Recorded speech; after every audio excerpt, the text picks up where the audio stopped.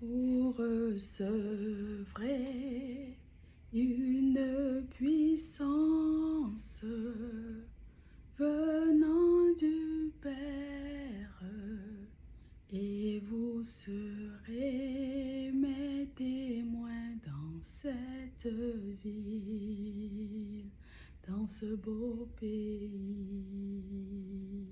sur ce continent, dans le monde entier. Les cœurs sont touchés, les malades guérissent, glorifions Jésus.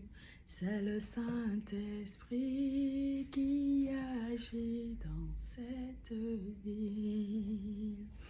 Shalom, j'espère que vous allez bien, que ce message vous trouve dans la paix et la joie de notre Seigneur Jésus-Christ. Aujourd'hui, je voudrais faire un petit partage, sur l'Acte des Apôtres, chapitre 1, verset 4. Je le lis rapidement. Alors, au cours d'un repas qu'il partageait avec eux, il leur enjoignit de ne pas s'éloigner de Jérusalem, mais d'y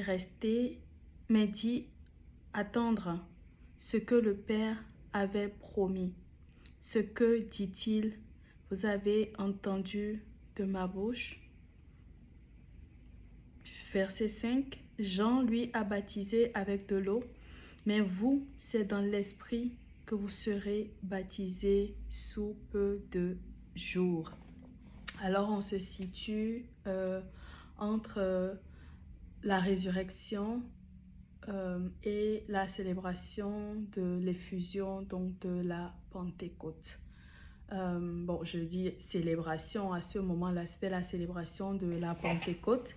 Et ce qu'il faut savoir, c'est que la Pentecôte est une fête juive qui existait déjà de tout temps, mais que Dieu a voulu profiter de cette occasion-là où le peuple se rassemblait déjà pour célébrer la Pentecôte, pour leur donner ce qu'il avait promis, qui est la personne de l'Esprit Saint.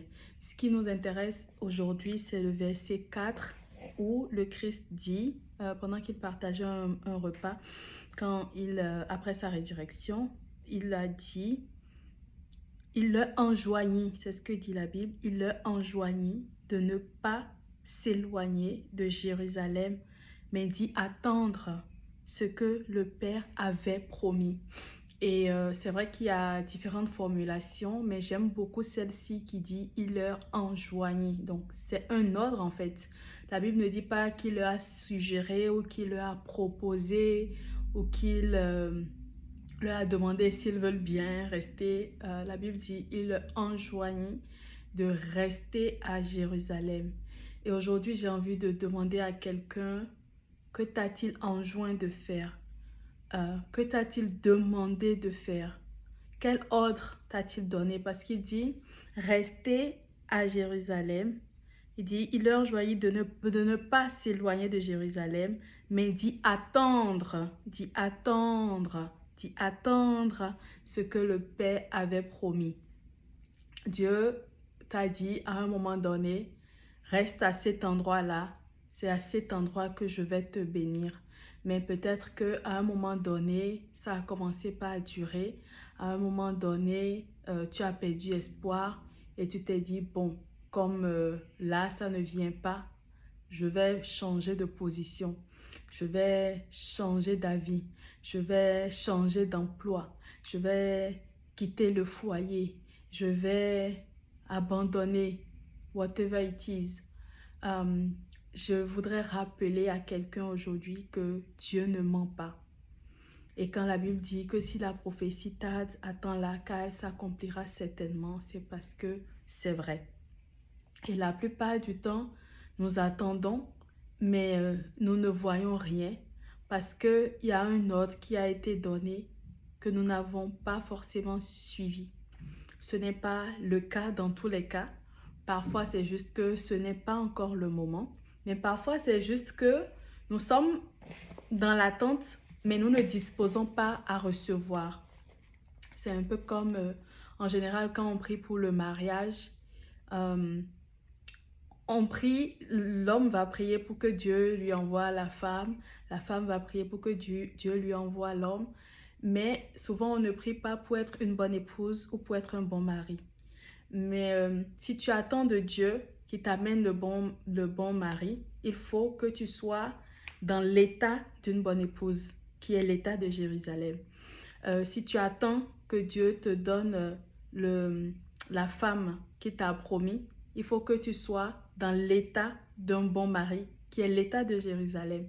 Si tu attends de Dieu qu'il te donne un enfant, il faut que tu sois dans l'état d'un bon père, qui est à ce moment-là ton état de Jérusalem. Il faut que tu attendes dans l'état d'une bonne mère, qui est à ce moment-là l'état de Jérusalem. Donc j'ai envie de dire, l'état de Jérusalem, ne pas quitter Jérusalem, c'est pas juste un lieu physique, c'est aussi un état. C'est aussi un état d'esprit. On a célébré Pâques il y a quelques semaines. On était contents, dans la paix, dans la joie. Christ est ressuscité, alléluia, il est vivant. Là, on est en marche vers Pentecôte. Mais beaucoup ont quitté Jérusalem. Beaucoup ont quitté Jérusalem. Beaucoup ont quitté Jérusalem. C'est vraiment ce que j'avais à cœur. Beaucoup ont quitté Jérusalem. Alors, je ne sais pas ce que Jérusalem représente pour toi qui m'écoutes, mais je prie que Dieu te donne la grâce de discerner ce qu'est ton Jérusalem. Où est ton Jérusalem? Parfois, c'est peut-être dans le travail, on attend la promotion qui met du temps à venir et puis on se dit, bon, ok, là, ça ne vient pas, je suis fatiguée, donc je vais chercher ailleurs. Sauf que Dieu fait toujours toutes choses belles en son temps.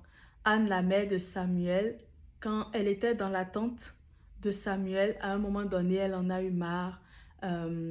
Elle s'est lamentée, elle s'est plainte, ça n'a rien donné. Finalement, elle s'est tournée vers Dieu, elle a pleuré et tout. Et la Bible dit que Dieu a entendu finalement ses supplications, parce qu'à un moment donné, elle a dit à Dieu, je sais que toi, tu cherches des serviteurs, moi, je cherche un enfant, tu me donnes un enfant, je te le donne en retour pour être ton serviteur.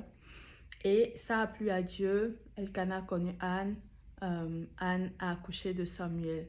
Mais quand on regarde l'histoire de Samuel, on regarde la qualité du serviteur qu'il a été et on regarde le moment historique où se situe son ministère, on comprend que Samuel n'aurait pas pu venir avant parce que Dieu, dans son agenda divin, a prévu utiliser Samuel à un moment précis. Donc, parfois, c'est que le moment, en fait, n'est pas encore arrivé, mais Dieu a un plan, Dieu a une stratégie, Dieu a un agenda, Dieu sait pourquoi il ne t'a pas encore donné cette promotion-là. Peut-être parce que tu n'as pas encore la maturité qu'il faut pour l'avoir, mais toujours continuer d'être une bonne épouse, un bon mari, un bon enfant, un bon leader. Peut-être parce qu'à ce moment-là, cette promotion va peut-être t'empêcher de continuer le ministère ou va te freiner dans l'exercice du ministère ou même dans la recherche de ce que c'est ton appel ou dans le temps que tu as, dans le temps que tu passes avec Dieu. Et peut-être que lui, Dieu, dans sa grande bonté, dans sa planification, il a prévu que à tel moment, il enverrait peut-être un autre serviteur dans ton église locale ou voilà, là où tu es responsable pour être ton adjoint et pour t'alléger un peu la tâche afin que tu puisses facilement avoir cette promotion-là que tu cherches et évoluer là-dedans. Et cette personne-là qui est censée venir t'aider est en route. Sauf qu'en général, nous ne voyons pas ce qui se passe en arrière-plan et on est pressé parce que, bon, voilà, ça commence par tarder et on quitte Jérusalem. Alors, si tu te retrouves d'une manière ou d'une autre dans ce partage, je prie que Dieu t'accorde la grâce d'expérimenter sa miséricorde. Les bontés et les compassions de Dieu se renouvellent chaque matin dans nos vies. Alors, je prie que, Papa, tu renouvelles tes bontés et tes compassions dans la vie de mon frère et de ma soeur qui m'écoutent en ce moment et dans ma propre vie. Et je prie aussi, Papa, que tu nous donnes la grâce de pouvoir identifier ces lieux qui sont nos Jérusalem, ces états qui sont nos Jérusalem, ces dispositions qui sont nos Jérusalem, que nous avons quittés et qui finalement est la raison pour laquelle la promesse est retardée. Donne-nous, Seigneur, de les identifier et que nous puissions revenir à Jérusalem si nous sommes partis. Pour les personnes qui sont à Jérusalem et qui sont en train de s'impatienter, donne-nous, Seigneur, la grâce de la patience. Donne-nous de rester fidèles à Christ. Donne-nous de rester à Jérusalem, de ne pas nous éloigner, parce que certainement, ce que tu as promis, tu nous le donneras dans le nom de Jésus. Amen. Shalom. Que Dieu nous garde. Bisous.